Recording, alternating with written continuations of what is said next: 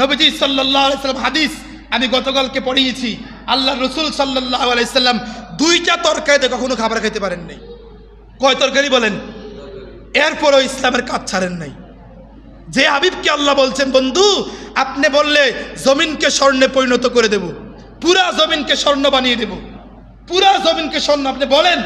রসুল বলছে, আল্লাহ এই স্বর্ণ দরকার নেই, আমার দরকার আপনার। আমার দরকার কি বলেন? এক ওয়াকিয়া মনে হয়েছে, এক বুজুর্গ একটা ঘটনা লিখছে। কি লিখছে? একজন মাইয়া একজন ফুলারে অনেক ভালোবাসে, ফুলা মাইয়ার অনেক ভালোবাসে, বুঝেন নাই?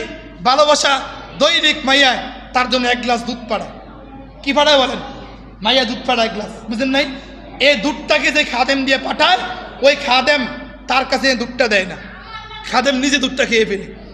একদিন দুদিন তিন দিন, অনেক দিন পরে এই প্রেমিকা চিন্তা করলো, আরে দৈনিক দুধ খাওয়াই, দেখি সে আসলে আমাকে ভালোবাসে কিনা। কেমনে ট্রাই করবে? আজকে খালি গ্লাস পাঠিয়েছে, আজকে গিয়ে বলবা আমার মাসুককে যে আজকে দুধ দিলাম না, আজকে তার শরীর থেকে এক গ্লাস রক্ত চাই। কি চাই বলেন? এক গ্লাস রক্ত চাই। এবার ওই যে খাদেম দুধ খায়, সে কি রক্ত দিব? শুধু খাউন না ভালোবাসে, জিরাফিকুর ভালোবাসা তার ভিতরে, বুঝেন নাই? তার ভিতরে চাকরি ভালোবাসা, তার ভিতরে দুনিয়ার ভালোবাসা, তার দিকে পূজা করুন না ভালোবাসা। তে কি রক্ত দিব? তে রক্ত দিবে না। তখন সেই খালি গ্লাসটা নিয়ে ওই যে আসল প্রেমিক তাকে বলছে যে তোমার প্রেমিকায় এক গ্লাস রক্ত চায়।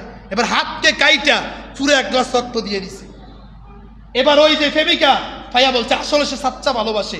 ঠিক সেম বুজুর্গ বুঝিয়েছেন, ইসলামের মধ্যে আল্লাহ হুজুর করে মুরগের রান খাওয়ায়, গরুর গোশত খাওয়ায়, বুনা খিচুড়ি খাওয়ায়, সব খাওয়াইয়া মাঝে মাঝে হক বাতিলকে সামনে আনে, দেখি আমার এই ইমামটা হক কথা বলে কিনা।